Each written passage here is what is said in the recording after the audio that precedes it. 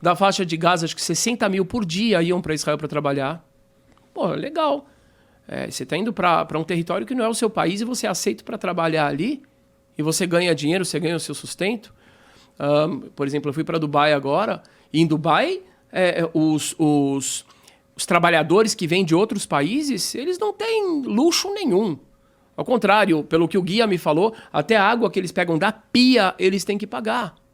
Então, quer dizer, isso que Israel abre a sua fronteira, inclusive para uma população que, infelizmente, tem terroristas no seu meio e etc e tal, e tanta gente se sustenta em Israel, recebe o seu salário, etc e tal. Puxa vida, isso é apartheid, isso é prisão. E tem uma outra questão muito importante, que é a seguinte: por que a gente nunca ouve falar que na Cisjordânia, que é o outro lado, por que não tem bombardeio de Israel? Por que não tem nada disso? O pessoal não para pensar, é como dizer assim, tem duas Palestinas. É a mesma história, é o mesmo povo. Por que todo o problema vem dessa parte aqui e aqui não? É só virar o rosto. Quer dizer, se o problema é Israel contra os palestinos, então deveria ser nas duas direções.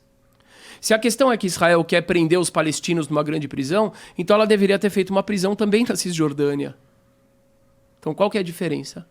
A diferença é que aqui você tem um governo que tem seus problemas, mas ele aceita a existência do Estado de Israel. Como é uma outra questão.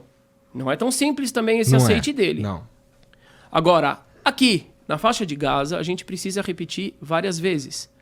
O governo é de um grupo terrorista chamado Hamas. As pessoas aqui no Brasil, muitas pessoas, graças a Deus tem muita gente que não está caindo nessa conversa. Mas ainda tem gente que fala, mas por que vocês não negociam com o Hamas? Porque eles não têm negociação com o Hamas. Porque eles não têm, porque eles falam... Está escrito no estatuto que é para matar os caras. Está escrito no estatuto que o objetivo é conquistar todo Israel, estabelecer um Estado islâmico, ou seja, fazer um genocídio, não tem com quem conversar. Agora tem uma outra questão importante também. A população. A população realmente tem muitas pessoas que são inocentes. Mas a gente não pode negar uma realidade também, senão a gente vai estar sendo falso. Essa população, infelizmente, já há um bom tempo, ela é doutrinada desde as escolas, templos religiosos, mesquitas, ela é doutrinada a essa visão com ódio. Então, também é uma sociedade que, infelizmente, acaba tendo muito ódio. E por que o ódio? Eu digo de novo, não é por causa de muro, não é por causa de nada disso. Os judeus também. Os judeus foram colocados em guetos, em câmara de gás, e não saíram matando criança alemã, estuprando mulher alemã.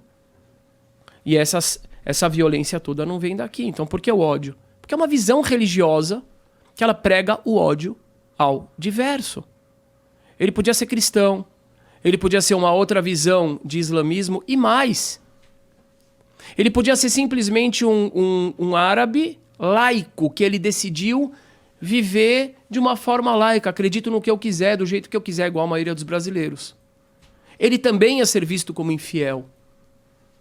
Então, agora eu quero chegar em um ponto muito importante, realmente muito importante.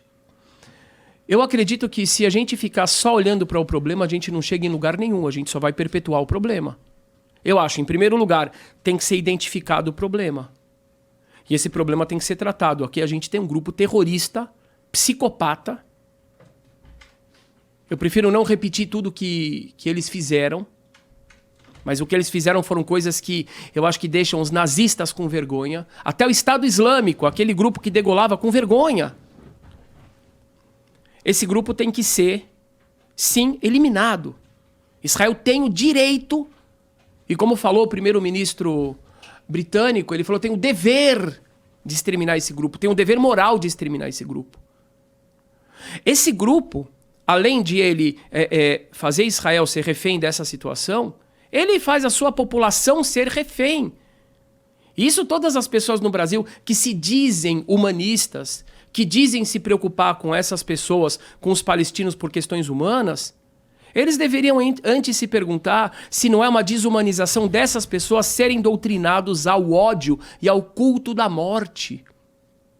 A gente está falando de mães que quando recebem a notícia que o seu filho cometeu um atentado suicida e foi morto, elas saem fazendo festa e distribuem biscoitos para as visitas.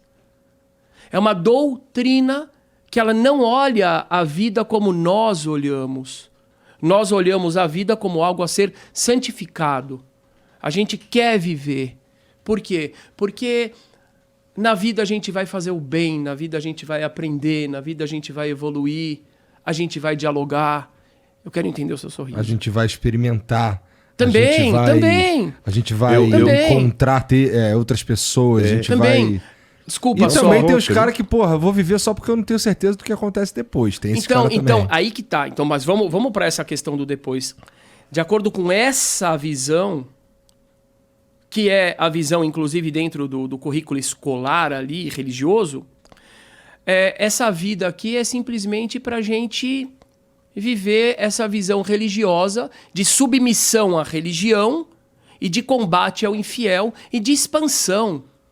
E essa parada tem um prêmio. Exato. 70 virgens depois da morte. Um 70. Agora o que 70, né? Mas você não vai conseguir nada. Agora, Ele meteu essa, família. Agora, essa é a grande questão. Eu falo para essas pessoas aqui no Brasil que dizem, por exemplo, defende os direitos da mulher. Por que você não foi defender o direito das mulheres iranianas? Olha, elas nem são judias, é mais fácil você defender elas. Que estão obrigadas a usar uma roupa que elas não querem, um véu que elas não querem. Espancadas, aquelas mulheres que foram mortas. Agora, há pouco tempo atrás, teve uma moça que estava dormindo com o cabelo descoberto. Ela foi morta. A que ganhou o prêmio Nobel está presa.